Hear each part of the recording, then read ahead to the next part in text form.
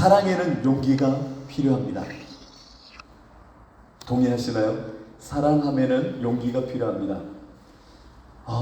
풋풋한 친구들이 막 이렇게 사랑을 나눌 때 누가 먼저 프로포즈를 할지, 그리고 누군가를 사랑할 때에 용기 있게 말을 하려고 할 때 그 초조함과 떨림, 여러분들 생각 안 나시죠? 네, 지금도 그러하시면 안 되는데 아무튼 이 사랑에는 용기라는 게 참 필요합니다. 황순원의 소나기를 보면 저는 항상 그 대목이 생각납니다. 서울에서 온 여자아이, 개울가에 있는 그 여자아이를 보면서 시골 이 소년이 좋아하는, 사랑하는 첫사랑의 이 감정이 있는데 그 사랑을 표현하지 못하여서 망설이고 있는 이 소년의 모습, 제가 그 황순원의 글의 일부를 하나 읽어드릴게요. 벌써 며칠째 소년은 학교에서 돌아오는 길에 물 장난이었다. 그런데 어제까지 개울 기슭에서 하더니 오늘은 징검다리 한가운데서 앉아서 하고 있다. 소년은 개울뚝에 앉아버렸다. 소녀가 비키기를 기다리는 것이다. 요행 지나가는 사람이 있어 소녀가 길을 비켜주었다. 다음 날은 좀 늦게 개울가로 나왔다. 이날은 소녀가 징검다리 한가운데 앉아 세수를 하고 있었다.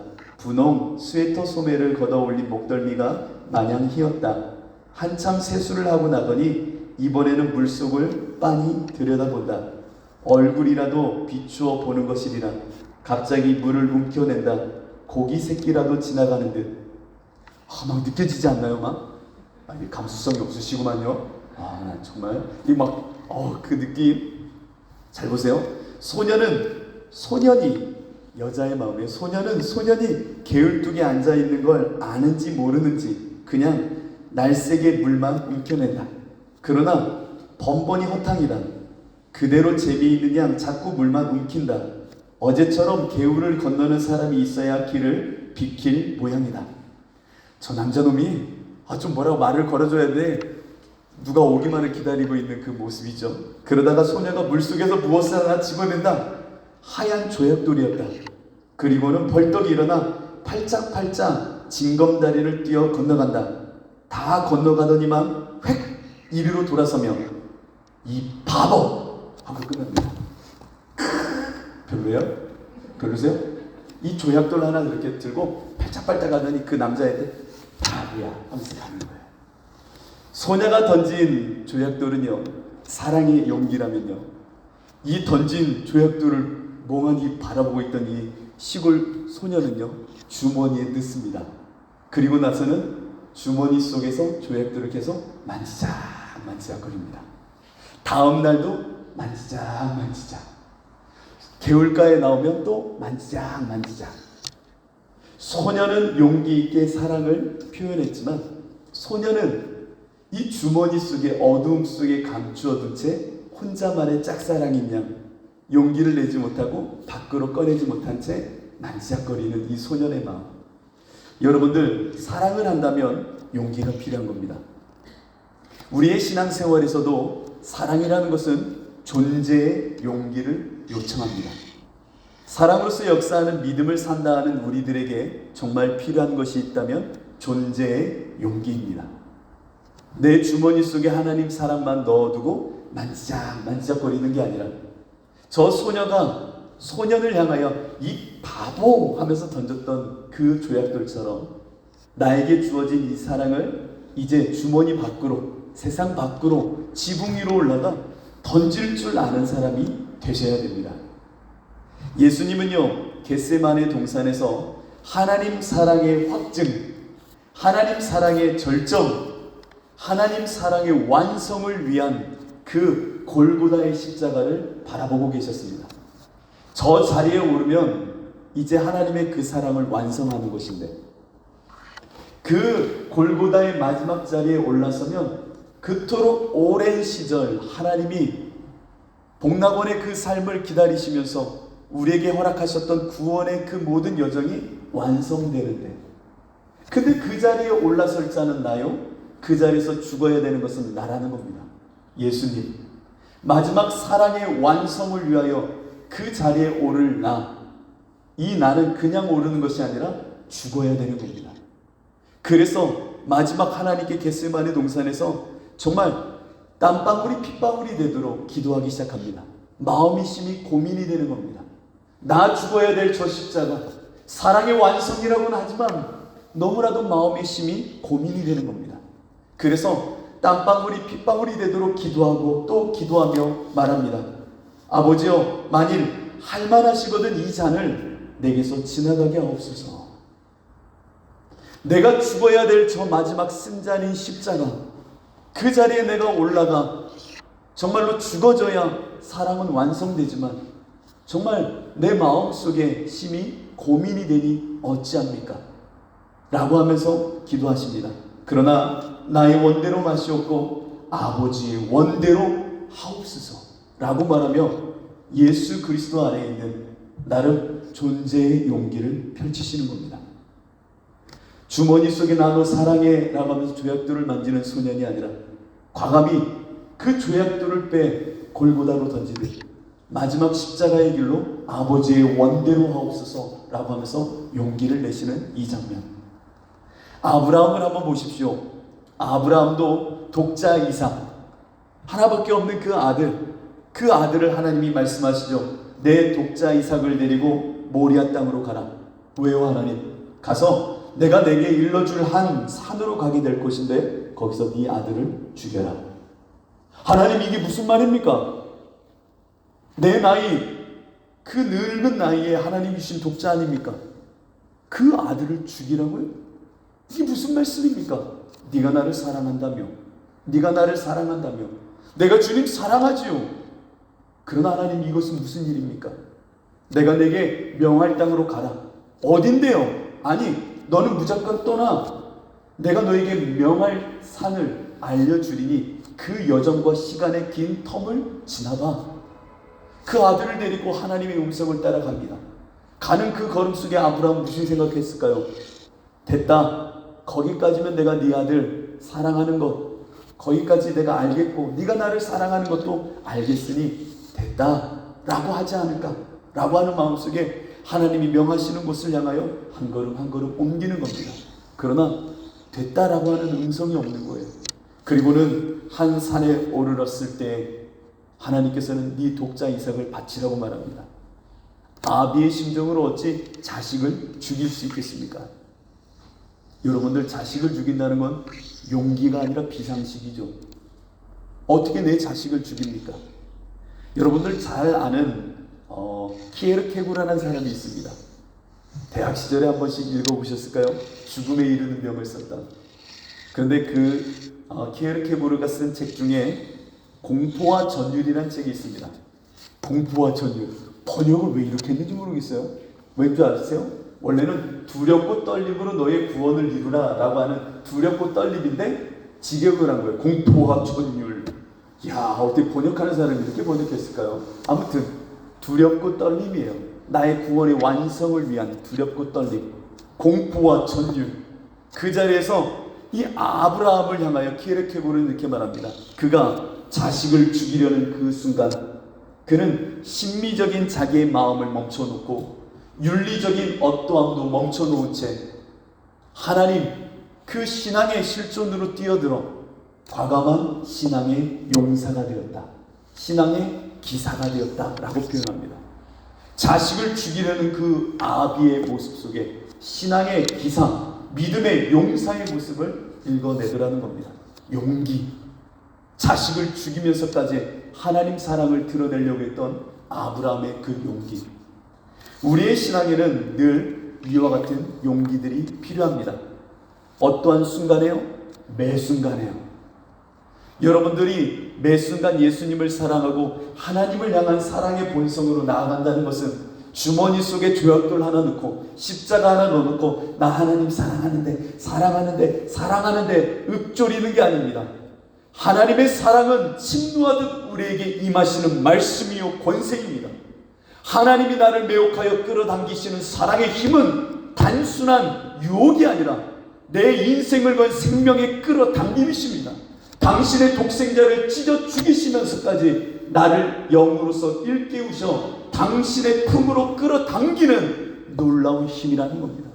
그 사랑의 인도함 속에 나는 존재의 용기라 말할 수 있는 이 용기로 하나님께 나아가지 않는다면 나는 그 사랑을 모르는 자가 되는 겁니다. 아브라함이요 독자 이삭을 죽이려는 그 순간에 여호와께서는 이렇게 말합니다. 여호와의 사자가 하늘에서부터 그를 불러 이르시되 아브라함아 아브라함아. 사자가 이르시되 그 아이에게서 내 손을 대지 말라. 그에게 아무 일도 하지 말라. 네가 네 아들 네 독자까지도 내게 아끼지 아니하였으니, 잘 들으십시오. 내가 이제야 네가 하나님을 경외하는 줄을 아느라. 네 주머니에서 조약돌을 빼내어 던지는 그 모습을 보는 이 순간에 하나님의 그 진노하신 사랑의 완성이 이루어졌음을 내가 본다. 우리 안에는 읊조리는 신앙으로 사랑을 고백하는 자가 아닙니다. 하나님이 나를 끌어당기는 매 순간과 매 삶 가운데 나는 그 이끌림을 따라 사랑으로서 역사하시는 하나님의 그 품으로 내 삶을 끌고 가야 될 용기의 삶을 살아야 되는 겁니다. 지난 한 주 여러분들은 이 존재의 용기가 있으셨습니까? 이 용기를 원한다면 오늘 이 시간 다음을 기억하십시오. 바로 요한복음 21장 오늘 읽은 본문의 내용입니다. 우리는 스스로의 힘으로 어떠한 용기를 만들어낼 수 있는 사람들은 아닙니다.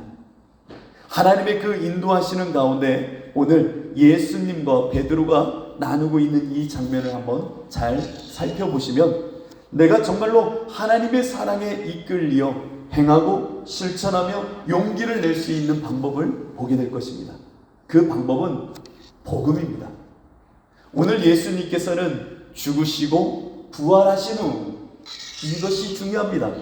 예수님께서 죽으시고 십자가에서 죽으시고 부활하신 후에 제자들을 만나러 오시죠. 그리고 아침 조반을 차려준 그때에 베드로와 제자들을 부르십니다. 그리고 그들에게 따뜻한 밥을 먹이시는 이 장면. 이 밥을 먹이신 후에 예수님께서는 베드로에게 물으십니다. 베드로야, 베드로야, 네가 나를 사랑하느냐? 요한의 아들 시몬아, 이 말은 너의 혈육을 따라 이 땅을 거닐며 이 땅에 묶여있는 너 베드로야 라고 하는 말하고 똑같은 겁니다. 누구 아들아? 시몬의 아들, 요한의 아들 시몬아. 이 말은 누구의 아들아? 세상 육체와 세상 사랑에 묶일 수밖에 없는 너 베드로야, 너 나 사랑하니? 네가 사랑하되 이것보다 나를 더 사랑하니? 그렇게 물으시는 겁니다.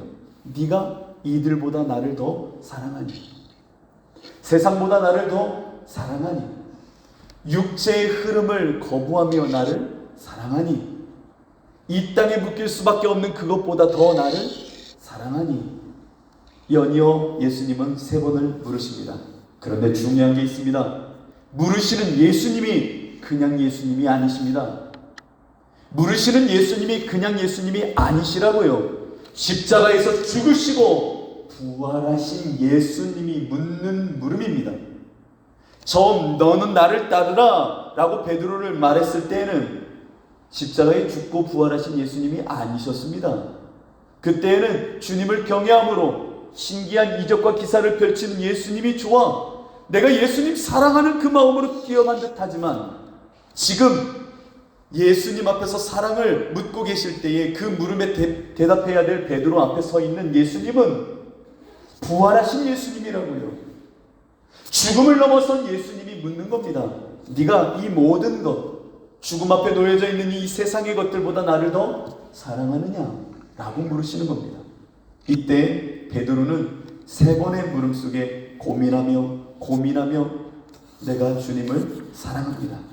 주께서 더 잘하시지요? 라고 대답을 합니다. 여러분, 바로 이것입니다.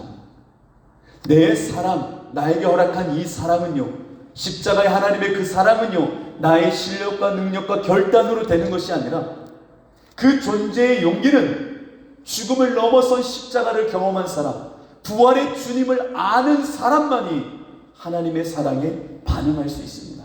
내가 죄에 대하여는 죽은 자요 하나님께 대하여만 산 자야 라고 하는 분명한 이 신앙의 경험이 있는 사람, 이 사람이 정말로 존재의 용기로 하나님의 사랑에 이끌려 살 수 있다는 겁니다.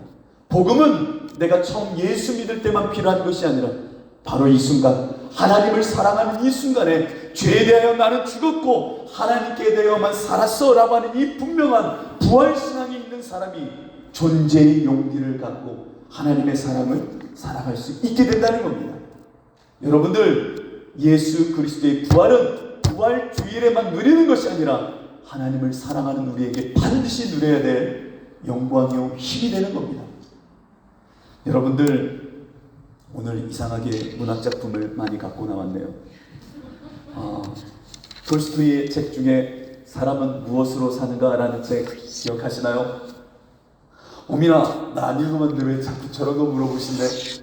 괜찮아요. 저도 오랜만에 읽었어요. 대학 때 읽었고, 저희 아내가 준석이한테 읽어라 하고 줬던 책인데 저한테 목사님도 한번 읽어봐요. 오랜만에. 그래서 싫어 하다가 무심코 첫 장을 폈는데, 야, 옛날에 읽었던 그 책이 왜 또 새롭죠? 근데 준석이한테 제가 물어봤어요. 준석아, 너 이거 읽고 이해되니? 그랬더니 잘 모르겠대요. 그래, 어렵겠지. 근데 이 책을 보면은 천사가 하나님의 명령을 거절해서 땅바닥으로 떨어져 버립니다. 타락한 천사는 아니에요. 다만 날개를 잃은 천사일 뿐이에요. 그 천사가 세 가지 하나님의 이 실험, 어떤 물음을 통과하면 다시금 하늘로 회귀할 수 있는 이야기입니다. 그때에 하나님께서 이 천사에게 세 가지 이 땅에서 묻고 찾아야 될 질문을 주십니다. 첫 번째 질문, 사람 안에 무엇이 있는가를 확인하라는 겁니다. 사람 안에 무엇이 있는가를. 둘째, 안 가르쳐 드립니다. 왜냐하면 이게 오늘 키포인트거든요. 셋째, 사람이 무엇으로 사는가를 보라고 합니다. 첫 번째가 뭐였다고요? 사람 안에 무엇이 있는가. 참 톨스토이의 통찰이 대단합니다. 사람 안에 무엇이 있는가를 보라는 겁니다. 천사에게. 그리고 깨달아 알으라고 하죠. 그리고 무슨 질문 다음에 세 번째 질문, 그러면 사람은 무엇으로 사는지를 보라는 겁니다. 첫 번째 질문의 대답은 사람 안에는 사랑이라는 것이 그래도 있구나, 하나님을 향한 본성이라는 것이 그래도 남겨져 있구나 라는 것이었고, 물론 동방정교회에 어떠한 면모가 가득한 거예요. 그러나 우리에게 의미하는 게 크기에 세 번째, 사람이 무엇으로 사는가? 사랑입니다. 그래도 사람들이 사랑으로 사는구나 라는 것을 깨닫습니다. 저는요, 이전에는 이 본문을, 이 책을 읽으면서 그렇게 큰 감동은 없었어요, 사실은. 그런데 누워서 이 책을 지난주에 보는데 눈에 들어오는 게 하나 있더라고요. 바로 두 번째 질문이었습니다. 두 번째 질문은 사람에게 무엇이 주어지지 않는가 라고 하는 것이었습니다. 한번 이것을 구도를 잡고 한번 보십시오. 사람에게 무엇이 있는가? 사랑. 사람은 무엇으로 사는가? 실천, 사랑. 가운데에 질문을 두고 이 두 개를 한번 연결해 보십시오. 사람에게는 무엇이 주어지지 않았는가? 이것을 보아야 사랑을 실천할 수 있다라고 저는 읽혀지는 겁니다. 사랑을 갖고 있고 사랑을 실천하는데 그 가운데에 어떠한 이 질문에 반응을 해야 사랑을 할 수 있구나라고 저는 읽혀지더라고요. 사람에게는 무엇이 주어지지 않았는가? 이 내용을 보면요, 어떤 사람이 이 주인공인 구두를 만드는 사람에게 와 말합니다. 나에게 1년 동안, 2년이었나요? 이 가죽을 갖고 발목 긴 장화를 만들어주되 결코 틀어지거나 찢어지지 않는 구두를 만들어 달라고 말합니다. 1년 혹은 2년 동안 신을 수 있는. 그러자 이 주인공이 그런 신발을 만들 수 있을까 고민하다가 그 날개를 잃은 천사가 할 수 있다라고 말해서 같이 만들기 시작하죠. 그런데 그 남자가 떠난 후 바로 저녁 시간에 다시금 그 종이 오게 됩니다. 아까 전에 주문했던 그 주인이 죽었다는 겁니다. 그래서 발목 긴 장화를 만들어주지 마시고 발목 없는 죽어서 신는 신발을 만들어 달라고 합니다. 바로 이것입니다. 우리에게 하나님이 주어지지 않은 것, 그것은 바로 죽음에 대하여 알지 못한다는 겁니다. 그러니 무엇을 내가 행해야 될지를 몰라 한다는 겁니다. 정작 나에게 필요한 것은 1년, 2년 후에 나의 계획 속에 어떠한 신발, 나의 이력을 만들지가 중요한 것이 아닌데, 당장에 오늘 저녁에 죽어질 그라면 죽어 신을 신발을 만들어 달라고 했어야 되는데 허탄한 것을 만들어 달라고 하는 이 장면. 여러분, 인생은요, 죽음 앞에 선 존재라는 것을 모릅니다. 그러니 무엇이 중요하고 필요한 건지를 구분을 못하는 겁니다. 죽음을 알면 사랑을 행할 수 있다는 겁니다. 곧 부활하신 주님 앞에 서 있는 베드로를 보십시오. 내가 무엇을 행해야 될지, 무엇을 실천해야 될지 몰라 하는 베드로의 면모 속에 예수님 말씀하십니다. 네가 나를 사랑하느냐? 죽음을 넘어선 부활의 주님을 네가 정말로 그리스도로 사랑하느냐? 죽음을 넘어선 예수 그리스도를 네 안에 모시고 있느냐? 그러면 내 양을 치라. 내 양을 치라는 거예요. 진짜 죽음 너머의 부활의 생명과 영원을 품은 너라면 무엇을 행해야 될지 알려줄 터이니 행해라 라고 하는 말씀입니다. 십자가의 주님 앞에서 우리가 존재의 용기를 갖고 매 순간 예수의 사랑에 이끌려 살길 원한다면 죽음 앞에 선 세상 사람들처럼 세상 사랑하기에 바쁜 인생이 아니라 그 죽음 너머의 예수 그리스도가 가르쳐주시는 영원의 눈으로 하나님이 보여주시는 그 생명의 길로 진짜 사랑을 실천할 수 있는 담력을 갖고 우리는 살아가야 된다는 겁니다. 내가 부활의 주님으로 산다는 것은 죽음에 묶인 자로 사는 것이 아니라 죽음 너머의 하나님이 나에게 가르쳐주시는 하늘의 영원에 속한 것들을 행할 수 있는 자로 이 땅을 사랑하며 살게 만들어 놓으신다는 겁니다. 그래서 예수 믿는 우리는 거듭난 자요, 죽어 사는 자요, 하늘에 속한 자라고 말하는 겁니다. 여러분도 하나님을 사랑하십니까? 그러면 세상에 묶여 세상의 것을 그것 때문에 살아가는 이가 아니라 하나님을 위하여 존재의 용기를 낼 수 있는 겁니다. 세상 사람들은 바보같이 왜 그걸 해? 라고 말해도 아니야, 이것이 나에게 허락한 부활의 영광이고 이것이 하나님 사랑의 행위야, 존재의 용기인 겁니다. 사람들은 바보라 말하지만 바보 너머에 하나님이 주신 생명을 사는 자, 이 자가 용기 있는 자입니다. 미련하다 말하여도 그것이 생명이기에, 어리석다 말하여도 그것이 나에게 허락한 하나님 사랑의 본성이기에 부활의 신앙으로 죽음 너머로 나는 나아가 하나님이 원하시는 삶을 산다는 겁니다. 뒤에 오늘 하필이면 하면 안 되죠. 우리 수연이 있는데 우리 정읍에 제가 이렇게 할 때 이복순 권사님이란 분이 계세요.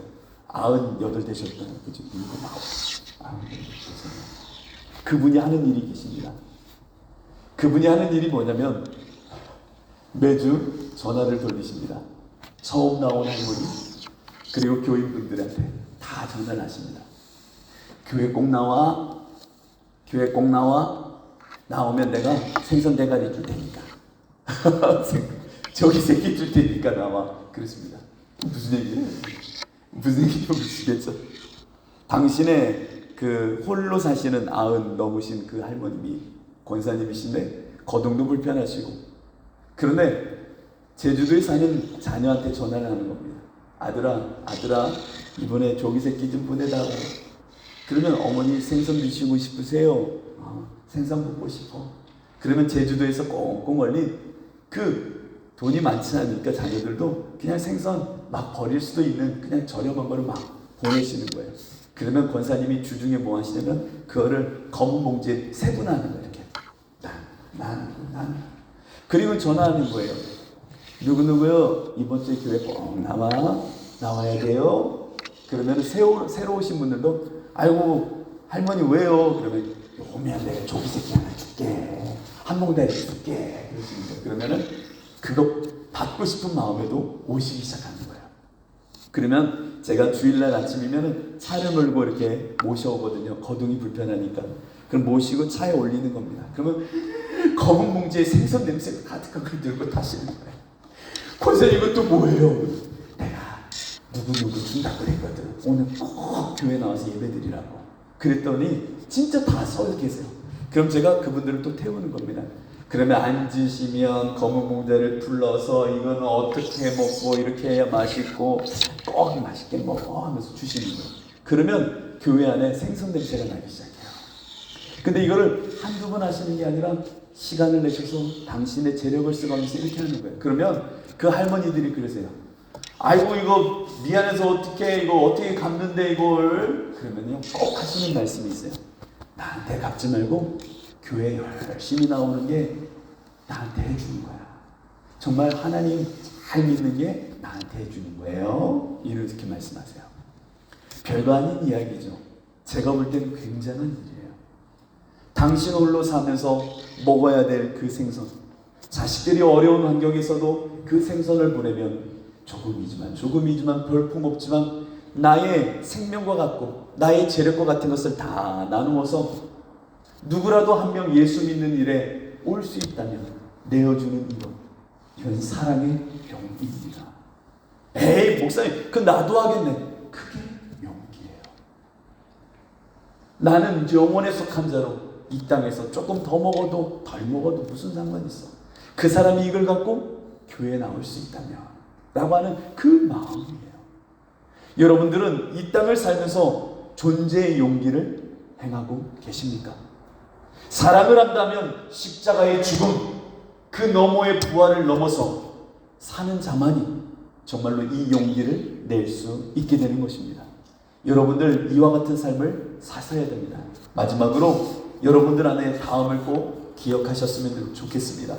하나님을 사랑하는 자, 예수님을 따르는 자, 정말 십자가의 죽음을 넘어 존재의 용기가 있다면 이제 날마다 묻는 자가 되어야 됩니다. 물어야 됩니다. 사람은요, 물어 깨어 있지 않으면 그와 같은 용기를 낼 수가 없기 때문이에요. 여러분들은 묻되 무엇을 물어야 되냐면, 나는 오늘 이 순간에 세상을 사랑할 것인가? 하나님을 사랑할 것인가를 묻는 자가 되어야 됩니다. 네가 나를 사랑하느냐? 이것들보다 나를 더 사랑하느냐? 예수님의 질문은 오늘 여러분들에게 동일하게 나오는 겁니다. 너 세상을 사랑하니? 아니면 나를 더 사랑하니? 네가 젊어서는 스스로 띠뛰고 원하는 곳으로 다니며 네가 원하는 사랑을 했잖아. 유한의 아들 시므라, 세상에 속한 너 시므라.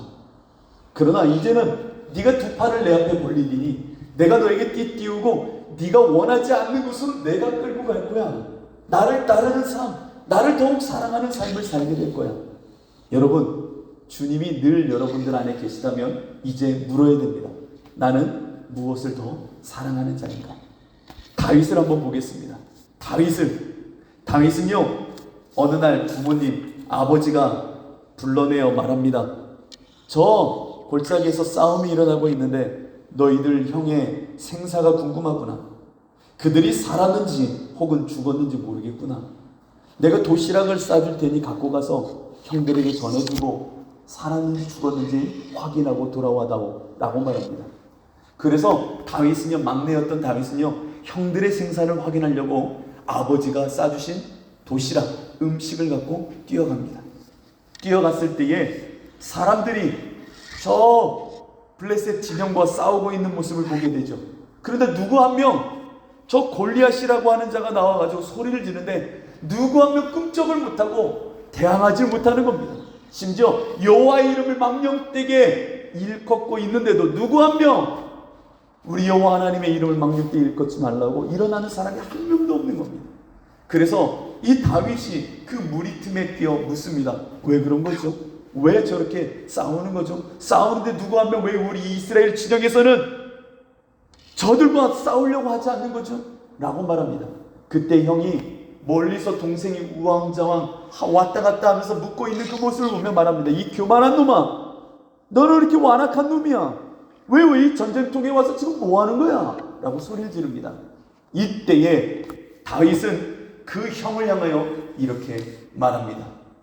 내게 어찌 이유가 없으리까?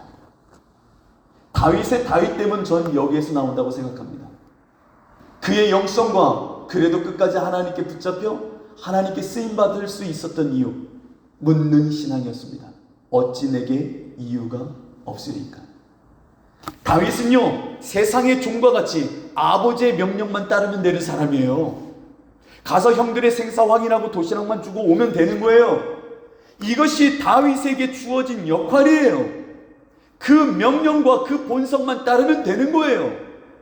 그러나 던져진 그 자리에서 다윗은 묻는 겁니다. 하나님, 내게 어찌 이유가 없겠습니까? 나는 세상의 종처럼 여기에 와 있는 것 아니요. 이 자리에서도 나는 묻습니다. 하나님을 더욱 사랑하게 내게 어찌 이유가 없으리까? 하나님, 내가 이 자리에 와 있는 이유가 무엇입니까? 내가 존재로서 여기에 서 있는 이유가 무엇입니까? 하나님께 그 이유를 묻는 거예요. 왜냐? 나는 세상의 종이 아니라, 세상을 사랑하는 사람이 아니라 하나님께 이끌리는 사람, 하나님께 속한 사람이니까 물어야지요. 하나님을 더욱 사랑하니까 물어야지요. 여러분들은 묻고 사십니까? 하나님을 사랑하여 존재의 용기를 낸다 하면 십자가의 죽음의 자리에 서야 됩니다. 물어야 됩니다. 그 죽음의 자리에서 세상을 향하여 죽고 하나님을 향하여 사는 자가 되려면 물어야죠. 하나님, 내게 이유가 무엇입니까? 내가 이 직장에, 이 가정에, 내 이 환경 속에 이렇게 있어야 되는 이유가 무엇입니까? 내 이 어려움 속에 이렇게 있어야 되는 이유가 무엇입니까? 세상 사람들은 말하겠죠. 뭐가 없어서 그랬고, 돈이 없어서 그랬고, 형편이 안 좋아서 저렇게 된 것이고, 못 배워서 그런 거라고 말할 수도 있겠지요. 아니요, 하나님. 나를 이 상황에 둔 것은 하나님의 이유가 있습니다. 왜? 나는 세상 사랑하는 사람이 아니라 하나님을 사랑하는 사람이기 때문에 하나님을 향한 이 사랑의 본성에 이끌리는 자에게 하나님께 묻습니다. 십자가의 죽음의 자리에서 묻습니다. 세상을 향하여 나는 무엇이 죽었고 하나님을 향하여 무엇이 산 자입니까? 나에게 이유를 가르쳐 주십시오. 이 물음 속에 다윗은요, 내가 여기 있어야 될 이유를 알게 된 겁니다. 아, 종처럼 보내진 자가 아니라 하나님의 종으로 세워진 자구나. 그리고 존재의 용기 속에 저 돌을 들고 저 골리앗을 향하여 뛰어나갔던 자입니다. 여러분들, 하나님을 사랑하십니까? 예수가 내 인생의 전부이십니까? 그러면 물어야지요. 용기를 내야지요. 십자가의 죽음의 자리에 서서 세상을 향하여 다 죽었어 라고 말하며 이제 하나님이 주시는 그 부활의 영광의 뜻을 향하여 나아가야죠. 사랑으로서 역사하는 것은 단순히 주머니 속에 조약돌 몇 번 만져보는 게 아닙니다. 단순히 내 주머니 속에 십자가 한번 남몰래 꺼내보는 게 신앙이 아닙니다.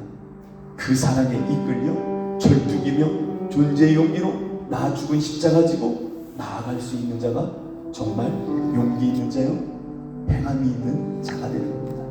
우리 사랑하는 주사랑 지체분들, 어느 자리에서든 십자가를 세워 그 십자가에서 주님이 물으시는 물음, 부활의 주님이 물으시는 물음을 들으십시오.